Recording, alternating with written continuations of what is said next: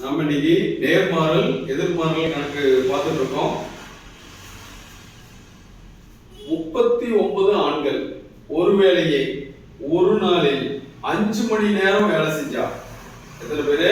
39 ஆண்கள் ஒரு வேலையை 5 மணி நேரம் வேலை செஞ்சா 12 நாள்ல அந்த வேலையை முடிச்சிருவாங்க.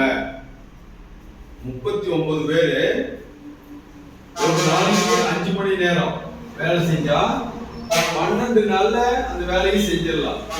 அதே வேலையை 30 ஆண்கள் 6 மணி நேரம் வேலை செஞ்சா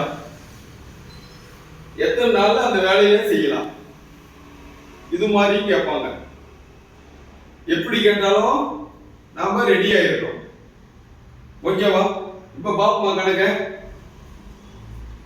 இப்ப நமக்கு கொஸ்டின் என்ன கேட்டிருக்காங்க? நாட்கள் கேட்டிருக்காங்க. அந்த நாட்களை கடைசியில கொண்டு போயிருவோம். இப்ப ஆட்கள் ஃபர்ஸ்ட் அமைச்சிக்கணும். ஆட்கள், மணி, அடுத்து நாட்கள்,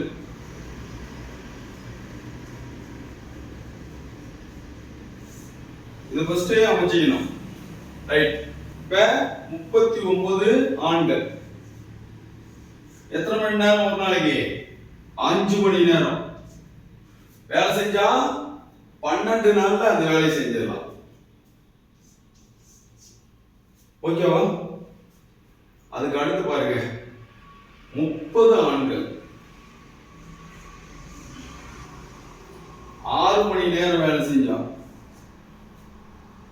எத்தனை நாட்கள்ல இந்த வேலை செய்வாங்கன்னா கொஸ்டின் கேக்குறாங்க. புரியுதா?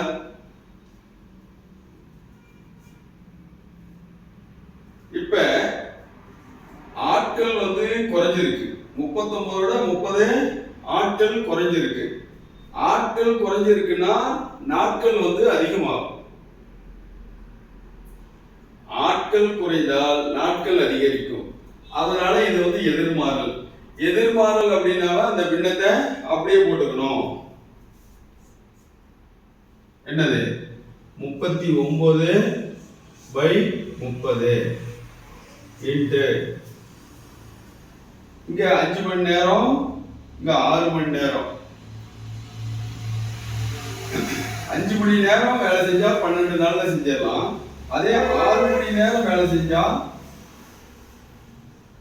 நாட்கள் குறையும். 5 மணி நேரம் வேலை செஞ்சா 12 மணி நேரம் 12 நாள்ல வேலை செய்யலாம். 6 மணி நேரம்னா இன்னும் குறையும். ஒன்று அதிகரிச்சிருக்கு, ஒன்று குறைஞ்சா அது இருக்கிற பின்னத்தை அப்படியே போடணும். அதாவது எதிர்மாறல். 5/6 இந்த 12 அப்படியே போட்டுக்கணும். இதுக்கு ஆன்சர் கண்டுபிடிச்சா முடிஞ்சு போச்சு. பாருங்க, 4 5 5 6 5 30 4 6 6 2 6 12 4 2 3 2 6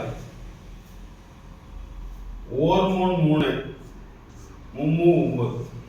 என்ன பண்றதுன்னு பாத்தீங்களா? இது அடிக்க தெரியுமா உங்களுக்கு? மறுபடியும் ஒரு தடவை பாருங்க. 4 5 5 6 5 30 இங்க 12 இருக்கு. 6 1 6 6 2 6 12 இந்த 1 2 3 2 6 இந்த 3 39 13 வருது. therefore answer 13. புரியுதா? ஆன்சர் 13 எங்க இருக்கு? பி. Answer B 13. இப்படிதான் போடணும்.